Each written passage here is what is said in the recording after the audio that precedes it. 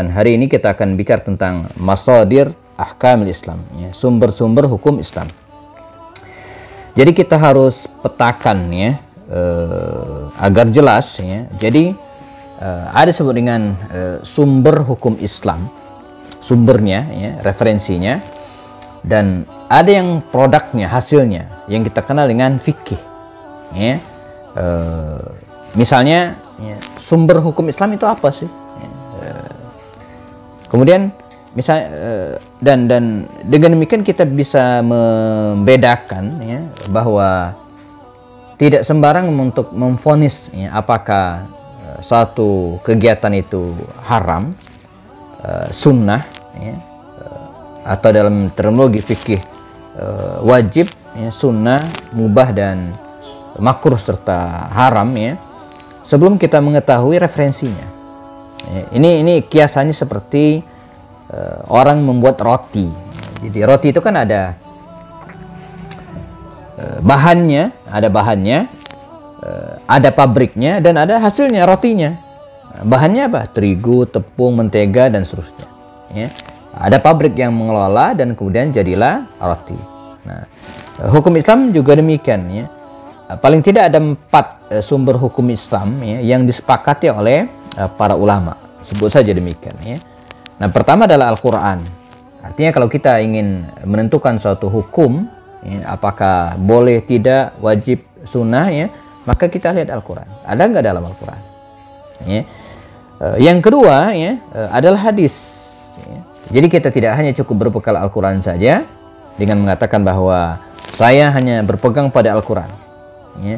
Selain itu tidak ya. Nah, ini tidak bisa dibenarkan karena ada banyak ajaran Islam yang mungkin ya, tidak ada dalam Al-Quran, atau mungkin tidak dijelaskan secara detail dalam Al-Quran, tapi kita laksanakan.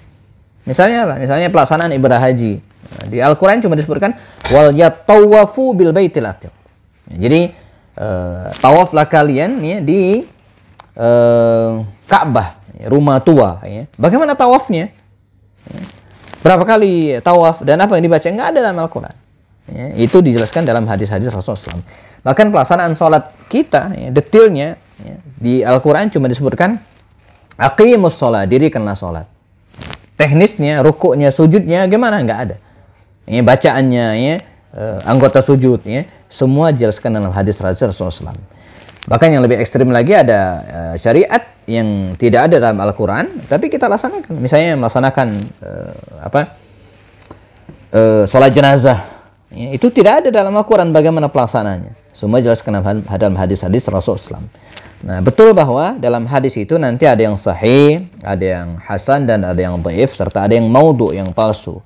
Dan semua itu ya, sudah dibahas oleh para ulama, para ilmuwan, dan mereka sudah memetakan mana-mana hadis yang sahih ya, mana hadis yang hasan, dan mana hadis yang dhaif, bahkan hadis yang palsu. Bagi kita orang awam ya, kita tinggal ngikutin, kecuali kalau kita ilmuwan ya, yang bisa membedakan hadis-hadis tersebut ya, baru kemudian kita punya wewenang untuk memutuskan ya. Nah, setelah tidak ada di Al-Quran, tidak ada di hadis ya, maka ijtihad ya, dengan ijma' para ulama ya, yang ketiga kesepakatan para ulama, dan yang keempat adalah analogi atau kita kenal dengan kias ya.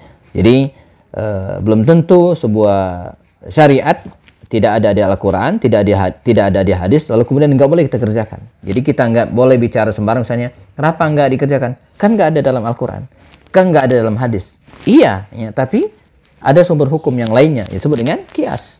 Misalnya apa? Ketika kita membayar zakat fitrah, ya, itu dengan apa? Dengan beras, ya, dengan makanan pokok kita. Ya. Jangan bilang, saya nggak mau bayar zakat fitrah dengan beras. Kenapa? Nggak ada hadis, nggak ada Al-Quran. Iya emang. Tapi dikiaskan bahwa bangsa Arab dulu di zaman Nabi makanan pokoknya adalah tepung, ya, terigu, kurma. Ya, nah kita di Indonesia makanan pokoknya adalah nasi, maka bayar zakat fitrahnya dengan beras. Nah ini ya, yang disepakati para ulama, Al-Quran, hadis, lalu kemudian ijma' dan qiyas. Nah selain itu nakumullah ada ya, sumber hukum yang di ulama ya, berselisih, artinya tidak semua sepakat. Misalnya apa? Ada paling tidak ada 5 atau 6 hal. Pertama adalah istihsan, ya, yaitu mengambil suatu hukum ya karena ada kebaikan di dalamnya yang mungkin tidak di Al-Quran, bahkan tidak ada di hadis. Ya. Tapi karena itu lebih baik, maka sebagian, tidak semua ulama membolehkan. Misalnya apa? Hukum membaca Al-Quran, memegang mushaf bagi wanita yang nifas. Menurut mazhab Maliki, sebagian ulama membolehkan. Bayangin dalam 40 hari mereka para wanita nifas itu tidak sholat, tidak puasa, kering rohaninya.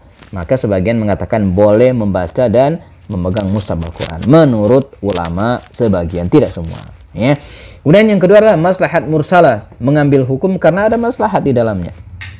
Ya, jam Al-Quran, mengumpulkan Al-Quran di masa Nabi nggak ada. Ya, bahkan bikin KTP, bikin akte nikah, bikin kartu keluarga, itu nggak ada semua di zaman Rasul ataupun di Al-Quran. Mengapa kita laksanakan? Fihi maslahat, ada maslahat di dalamnya. Nah, jadi bahkan mungkin pelaksanaan hari-hari besar Islam yang kita kenal dengan Maulid Nabi, Isra Mi'raj, nggak ada dalam hadis, nggak ada dalam Al-Quran. Tapi karena di dalamnya ada maslahat, maka sebagian, kita harus toleransi, sebagian ulama membolehkan itu karena fihi maslahat, ada maslahatnya. Ya. Kemudian yang berikutnya ada disebut dengan istishab. Ya. Istishab itu menentukan suatu hukum berdasarkan kondisi terakhir. Ya. Kondisi terakhir sebelumnya yang berkaitan dengan hukum baru tersebut. Nah, ini agak jelimet, tapi saya ambilkan contohnya. Misalnya ada seorang yang mandi, misalnya wudhu dari rumahnya, kemudian dia datang ke masjid dan lupa, saya batal belum ya? Pertanyaannya, dia wudhu atau enggak? Saya ulang, berangkat rumah nih, udah mandi, udah wudhu, yakin udah wudhu dia, tapi sampai masjid lupa, udah batal belum? Maka berdasarkan kaidah istishab ini ya, dia tidak perlu berwudhu lagi karena aslinya udah wudhu. Soal lupa ya, itu kan masih ragu ya. Dia ragu batal atau belum, maka ragunya dicoret, tinggal wudhunya ya. Beda kasus kalau dia dari rumah, jazakumullah ya, dia belum wudhu sampai masjid, saya udah wudhu belum tadi ya, aslinya belum wudhu, jadi mesti dipisahkan. Ya. Ini disebut dengan istishab. Ada al-urf ya, atau kebiasaan ya, kebiasaan masyarakat, bisa jadi sebuah hukum ya, pakaian ya. Kita ingat kisah suatu saat Imam Ahmad bin Hanbal itu pernah menegur seorang muridnya ketika berada di Baghdad. Kata dia apa? Ganti pakaian. Kita sekarang sedang berada di Baghdad, bukan di Mekah. Ya, menyesuaikan. Ini kebiasaan masyarakat. Jadi kita mungkin yang termasuk kebiasaan juga pakai sarung ya. Maka kalau kita haji atau umroh, lihat yang pakai sarung itu bisa ditebak sebagian besar ya, mayoritas pasti orang Indonesia ya, sebagian ya. Nah, ini itu nggak masalah, boleh ya, karena itu bagian dari adat yang tidak bertentangan dengan Islam. Tapi kalau bertentangan ya nggak boleh. Mazhab as-sahabi ini juga bisa jadi sumber hukum ya, di mana para sahabat melakukan tapi Nabi tidak melakukan. Maka bisa kita masukkan dalam syariat. Misalnya apa? Ya, azan 2 kali, sholat Jumat, Nabi tak pernah lakukan. Itu syariatnya Utsman bin Affan.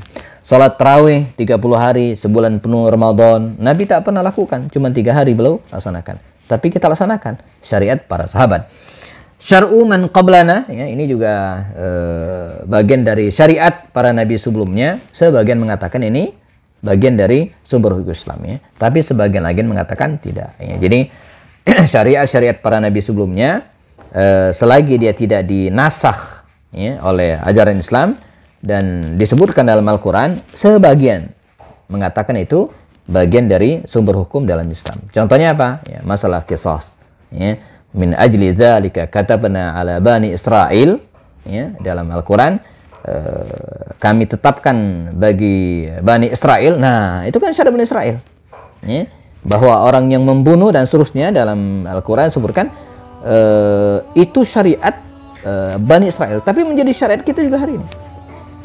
Menjadi syariat kita juga hari ini. Nah, ini disebut dengan syariat ya, man qablana, orang-orang sebelum kita. Yang lainnya ada saddul zara'i ya, mencegah gitu ya. Mencegah untuk melakukan sesuatu ya, karena khawatir ada keburukan di dalamnya. Nah, ini kaidah-kaidah ushul fikih yang sebagian bisa menjadi sumber hukum dalam Islam ya, tapi sebagian lagi tidak menurut para ulama. Kesimpulannya apa? Kita tidak bisa menjudge ya, kesalahan yang dilakukan, suatu hal yang dilakukan oleh seseorang dengan mengatakan itu salah. Salah. Kenapa? Nggak ada dalam Al-Quran, tidak ada dalam hadis. Mungkin dia mengambil dasar kias, mungkin ijma, atau mungkin juga maslahat mursalah tadi itu. Bahkan dalam konteks ini sangat mungkin seseorang memilih gitu kan, dalil yang mungkin laisa biqawi, tidak kuat, ya, untuk menghindarkan mudarat. Misal, saya misalnya termasuk orang yang berpendapat bahwa, ini contoh saja ya, bahwa kunut subuh itu nggak ada. Tidak ada. Ya. Tetapi ketika saya menjadi imam di suatu daerah di mana masyarakatnya selalu berkunut subuh, maka saya memilih pendapat yang lemah menurut saya kunut subuh. Ya. Saya memilih pendapat yang menurut saya itu lemah hadisnya, ya. Tapi karena melihat kondisi masyarakat, di mana kalau saya tidak kunut subuh akan menimbulkan fitnah, maka saya melaksanakan kunut subuh. Nah, ini pilihan-pilihan yang kita harus ambil secara bijak dalam masyarakat kita, ya, sehingga kita tidak gampang menyalahkan pendapat orang lain yang bisa jadi itu ada kebenaran di dalamnya. Ya. Semoga bermanfaat dan kita bertemu lagi dalam video yang berikut insyaallah. Demikian, assalamualaikum warahmatullahi wabarakatuh.